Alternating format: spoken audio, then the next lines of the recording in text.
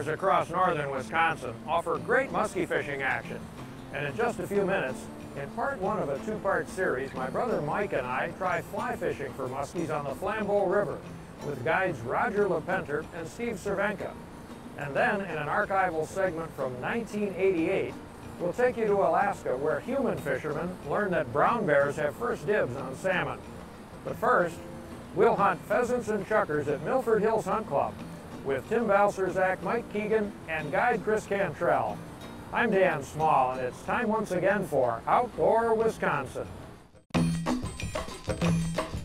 Summer to fall, winter to spring, from Green Bay to where the St. Croix sings, from Kettle Moraine to Superior Shore, outdoor Wisconsin, outdoor Wisconsin.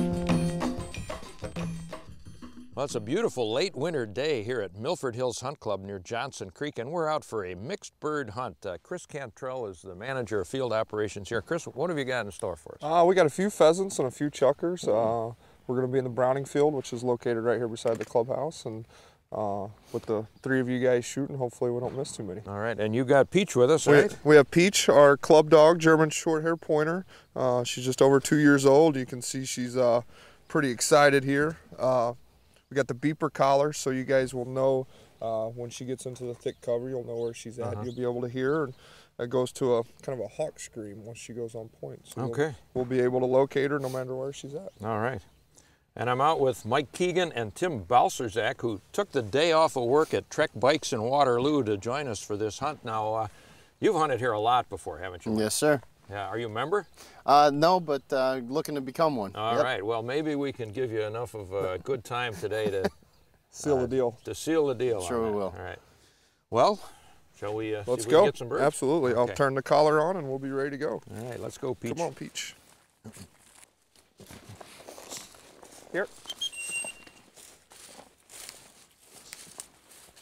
Now, Chris, you had a lot of snow here earlier this winter, but it's gone, and I'm surprised at how well your cover's held up.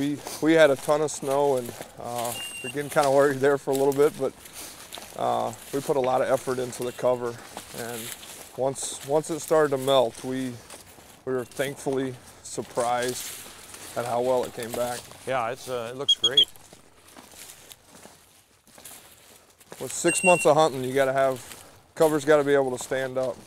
This is probably one of the more popular fields, the Browning field. It's nice and easy, close to the clubhouse. You don't have to get in your car and drive anywhere. And once you're here and unload your gear and get out to the field. Yeah, so far this is one of the easier walking fields we've been in. Yeah, we try to keep it easy for everybody. It is hunting, but you still want to make it nice and comfortable. Right. Is she on point? Can you see her? Oh yeah, she's pointing right here on the road. Okay. Yeah, she's got one. That's a good thing about a pointer. Yeah. Yeah, I was really looking forward to hunting with her today. Yeah, she's awesome.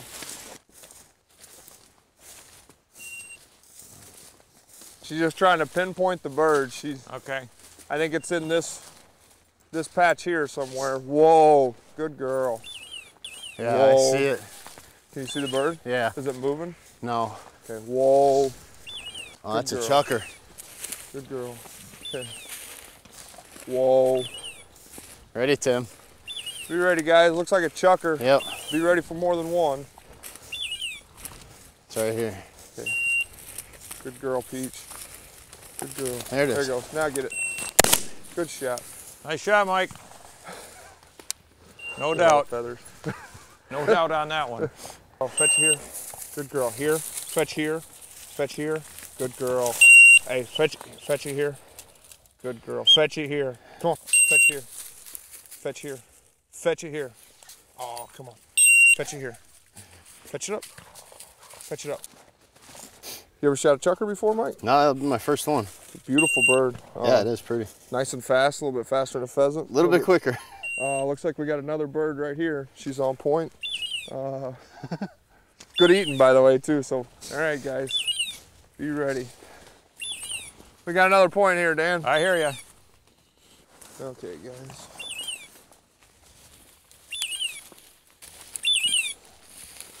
Oh, there it goes. Go ahead. Shoot again. He tickled his leg. No bird, Peach, no bird. Oh, watch him, he's gonna die. That's gonna die. He's gonna there you die. go. Now let's That's see how the, good she is. This will be the trick. Wow. She's going to go find her way around the fence. Good dog. Hey, that was the golden BB headshot, I think. That was. You see him went straight up. And when they tower like that, that's usually one pellet in the head. dead bird, fetch it up. Good girl. Good girl. Fetch it here. Fetch it here. Good girl. Fetch it here. Good girl. Good job. Good job.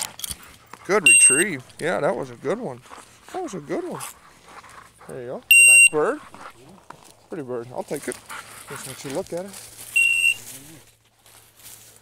Yeah, I saw one leg come down, and then when you see them skyrocket like that, you know they're gonna fall. Good shooting. Nicely done. You got another point? Yep. Be ready on your side, Dan, just in case it swings that way.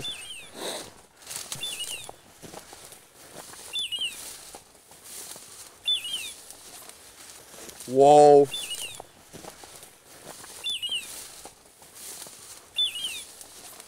Sitting pretty tight. Might be a chukar, and be ready for a double if it is. Whoa, whoa. It's a hen, guys. Be ready. Whoa, Peach. There goes Dan. Good Nice shot. shot. Sometimes it takes one to warm up.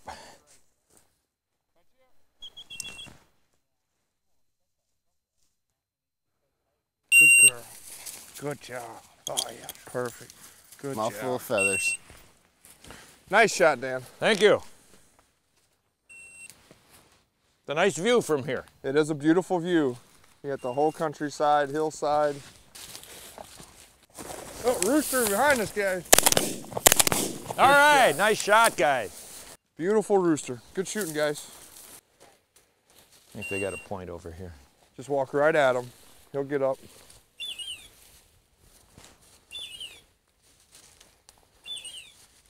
Whoa, there he goes. Nice. Shot. Good shot. Here goes the other one. Get him, Mike. Ah, I didn't You wanna got it, shoot. you got it, you got it. Dead bird, Peach, here. Here. Heel, Peach, heel. All right, guys, so far so good. Hang some birds here, so guys will come by and pick them up and start cleaning them. So when we're done hunting, they'll be ready to go. What do you guys think so far? It's been great. Good. Some good shooting. Couple misses, but nothing too bad. All in all, pretty good. Lucky birds. That rooster's got some beautiful tail feathers. Yeah, he does. Heads up. All right, Tim, be ready on your side, buddy.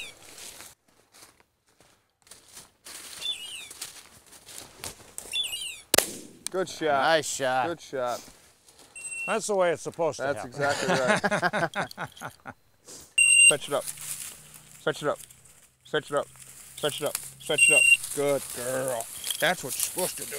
Good girl. Good job. Good job. Good girl, Peach. Now, Chris, I noticed you're really working with the dog when she brings the bird almost all the way back. She's still a puppy. She still wants to, she's so amped up about the hunt, she wants to just spit it out and keep going hunting. Well, she's got to learn that she has to retrieve it all the way and bring it all the way back to hand. So each time it takes a little work, and hopefully we won't stay on her too bad. Well, you're working with her gently, I think, and she's finding birds. That's the key. That's right. She's a pretty soft dog, but you can't push her too hard with the control. Yeah. But she'll listen very well. Yeah. You just gotta. She's like a little kid. You just gotta slow her down a little bit sometimes. Right. Well, she's doing her job. She's doing her job Yep. as long as we keep doing ours. All right.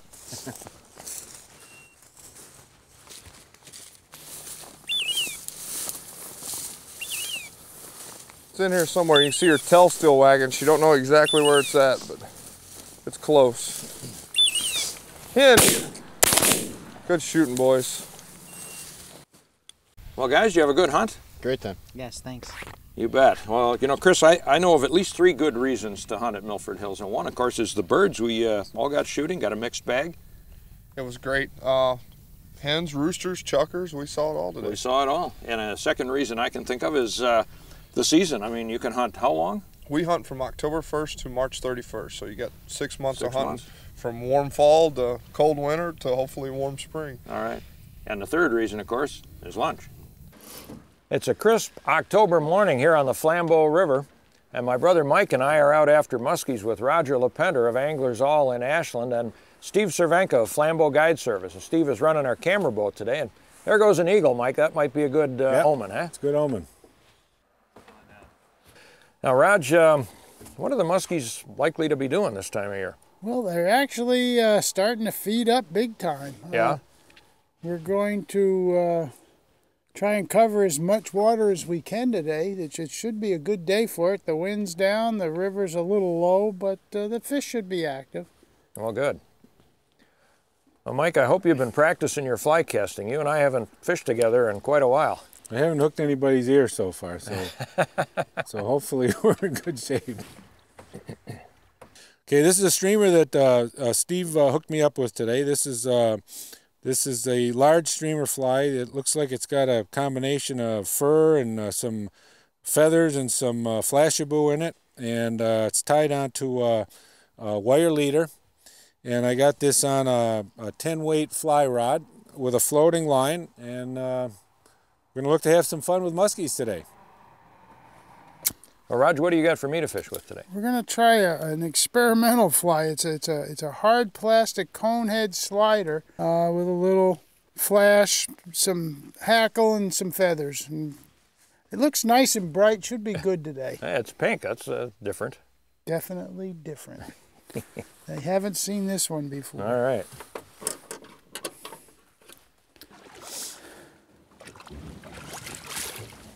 Here.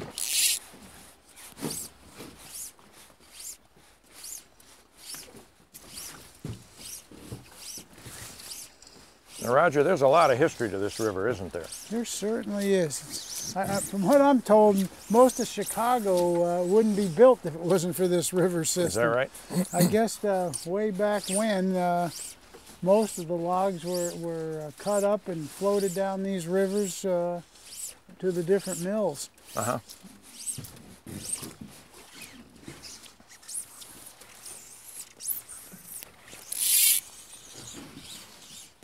Boy, this line makes a little bit of a hiss when it goes through the guides. Oh, it sure does. It's noisy, but it's, you know, it floats so well. It stays high in the water. It's been a real good line. I'm impressed.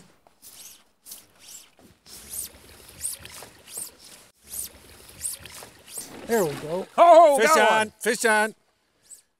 All right. What do you got? What do we have? We have a little muskaloony. All right. All All right. Good job. You want the net? I think we can do the boulder grip. Okay.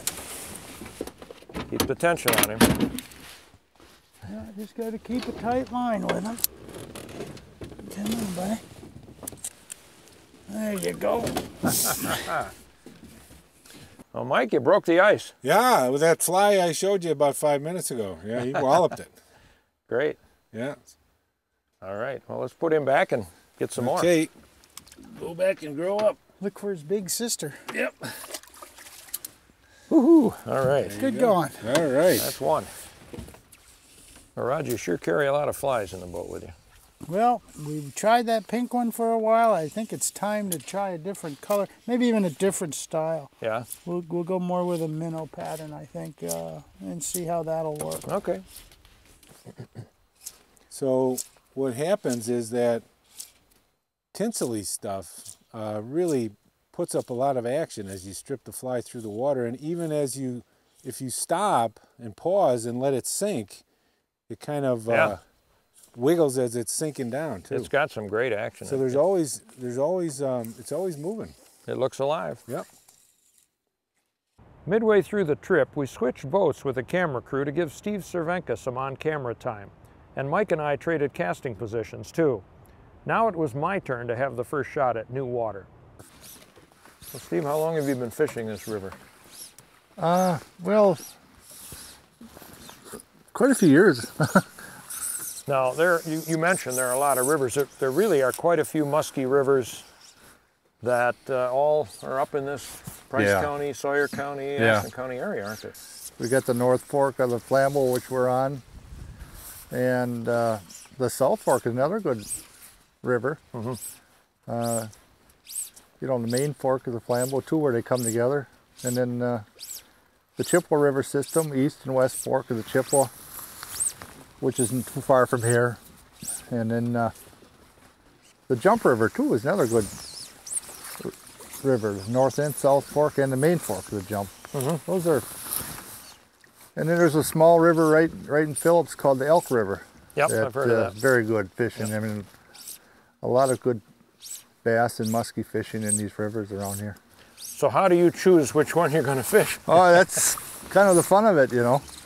Every year it's a lot of fun to maybe pick a different stretch that I've never done before and explore it a little bit, you know. Uh-huh. There's some that have become my favorites over the years. And some I like better for muskies, and some I like better for smallmouth, and some I like kind of a combination of the two, you know. Yep. A lot of it too depends on the water levels, you know. In these drift boats, even though they only take maybe 2 or 3 inches of water, when the water gets low, don't get a lot of rain for a while, some of them are real hard to get down, you know. Yeah. So another option is wade fishing a lot of these spots when it gets low like this, and that can be real effective too, you know. Got a fish! Woo! Woo!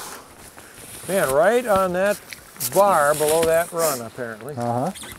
Not a big one, but it's a muskie. Yeah, it is. Small muskie. Let me net him? You ready? Yeah. Yeah, go ahead. Good. All right. All nice right. job. You got him? Yeah. Fly out him. Got the fly out? Okay, good. Well, I tell you what. He ate that pink-headed tinsel fly. There you go. Yeah, you're just making fun of it. Yeah. You got him? Oh, cute little guy, isn't he? Yeah. Pretty river fish. Well, fella, we're going to put you back, just like the other one, and send your big sister. All right. Now that warmed me up. Well, maybe just start biting. Waiting for the next barometric pressure change. I guess it's here. Each week again this season, we'll feature a segment from one of our early years. Back in 1988, I spent a week in Alaska fly fishing for salmon with the late Charlie Thompson and his family. Charlie was the CEO of Harley-Davidson. Each morning from our base camp at Fox Bay Lodge, we flew out to fish a new river. On one of our outings in Katmai National Park, a park ranger greeted us and let us know that we wouldn't be the only ones trying for salmon. I want to welcome everyone to Katmai National Park. My name is Joe and wanted to give you some information about the park, about fishing, and in particular about the bears. Bears are generally not tolerant of other bears and generally not tolerant of people. They'll avoid both other bears and people if they can. They do concentrate on salmon spawning streams like the Brooks River because of the high concentration of food source. And they tolerate each other where they may not normally do that. And that tolerance seems to be with other bears and also with people that are in the area. Right on Brooks River, there could be between 20 and 30 bears that fish on the river throughout the month of July. They're not all going to be there at one time, but they come and go. Some bears spend lots of time on the river. Other bears just spend a little time on the river. During the fall months, September and October, Brooks River is one of the few rivers in the area where there's a fall spawn of the salmon.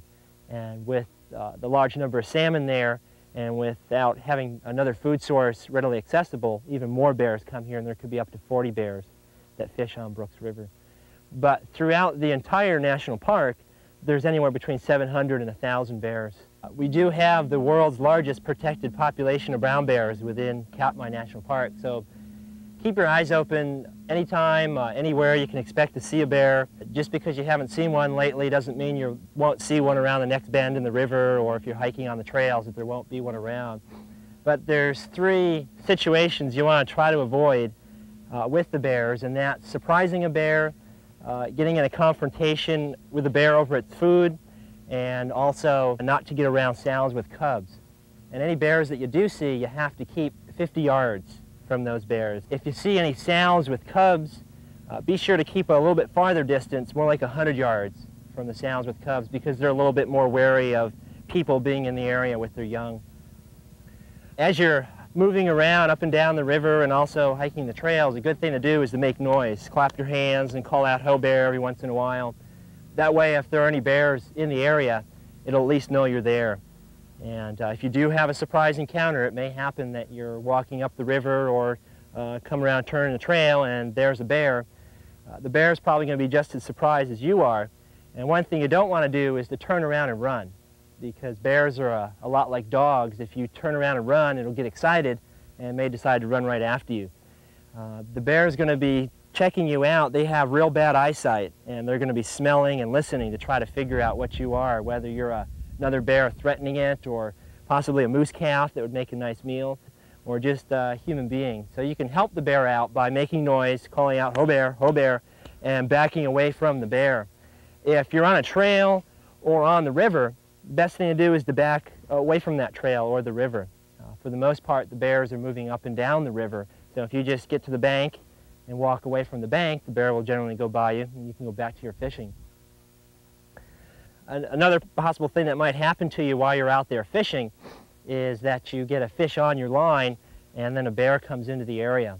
And what you don't want to do is to reel that fish in, because the bear is going to get real interested in that fish. And bears do get habituated to food and their food sources, and we don't want them to get habituated to people as a food source. So if there's a bear in the area and you've got a fish on your line, go ahead and break your fish off. With the fly rods, the best way to do that is with your pole out straight, to jerk it right back, and that should break your leader. With the spin rods, you'll probably have to cut your line in order to get that fish off. You're going to lose that fish and your fly, but at least the bear is not getting a fish from you. And keep in mind, too, that even though there may be a bear in the area and it's more than 50 yards away, if you keep fishing and you get a fish on, that bear may start to come closer to you. So it's best just to stop fishing when there's a bear in the area. If the bear decides to turn and go elsewhere, that's fine, you can continue fishing. But if it starts to come down towards you closer, you're going to have to pull in your line and get up out of the water. And just keep in mind when you're out there that the bears are going to pop out anywhere on you. So you should have a couple ways that you can get out of the river. You don't want to be trapped in one spot, because the bear may decide to come along and come out on that one spot that you've got planned out to get out of the river. So fish in a spot where you have a couple ways to get out of the river should a bear come around. If you decide to keep any fish, you need to get them off the river right away. We don't want people putting fish out in the banks out there, because the bears will eventually find that fish and again associate that fish with a person, and that's not what we want them to do. Something else that might happen to you is you've got your fish in and then a bear comes around. And what you want to do then is to try to get that fish back into the water. If the fish is still alive, that's not much of a problem. Hopefully the fish will just swim away. But if you've already killed the fish, you're going to have to get it back into the water in such a way that the bear doesn't associate it with you. So if you can get it back into the water without the bear seeing it, try to get the fish into the water and then move away from the area. The best way to avoid that in the first place is keep your eyes open. While you're out there fishing, be looking over your head every once in a while to make sure there aren't any bears that are coming up behind you. As far as food goes, you don't want to have any food out there on the river. You can't picnic here on the beach and the river because there's such a high bear concentration on the river, and also here on the beach. They use this as a thoroughfare going down to the river mouth and going to the other areas where they want to get to. But any food that you have has to be up in the food cache behind the ranger station here. And as far as anything else go, bears love to chew up cameras, vests, coats, hats, you name it. They've chewed it up to find out whether it's food or not. And it's very hard to run back to the bank, grab your camera or your vest when a bear's coming, and then move away. So it's best just to keep everything right on your body, and that way the bear won't find it and cause any damage to it. When you're out there, just keep your eyes open, make some noise, and be aware that the bears are out there fishing for the same thing you're fishing for. And they also get the right of way. So when you're out there fishing, if a bear comes along, you're going to have to move. With lots of people out there, there could be up to 200 people out there fishing in one day. And if everybody stood their ground and chased the bears out of the river, That means the bears aren't getting into the river where they need to fish. And they've got to catch enough fish or to put on enough weight so they can spend 4 to 6 months in hibernation this winter. So they're out there for their survival, and we're out there for the fun. So keep that in mind and give the bears the right of way when you're out there. The Milwaukee Muskie Expo is this weekend, February 12th through the 14th at State Fair Park, and I'll be there Saturday and Sunday. And the Madison Fishing Expo runs February 26th through the 28th at the Alliant Energy Center in Madison, and I'll be there all weekend. Stop by either expo to say hello or pick up a raffle ticket for a chance to win a hydrojet-powered canoe by Wilderness Scout. For more information on these expos or this week's features, log on to our website, mptv.org, and follow the prompts to Outdoor Wisconsin. Well, next time we'll conclude our muskie fly fishing trip on the Flambeau River, ice fish for perch on Lake Winnebago, and turn back the clock to 1989 to explore the ice caves of the Apostle Islands National Lakeshore. I'm Dan Small. Join us again next week for Outdoor Wisconsin. Lace up your boots, get out of town, take a walk in the wild, or sit down and listen. Listen to the sounds of the critters of the night, the wind in the leaves and the little river run, coyote brother howling in the full moonlight. Outdoor Wisconsin, hike, fish, hunt, camp, sail, canoe, ski, photograph, laugh, do what you want to. Stick your nose where the wild rose grows. Outdoor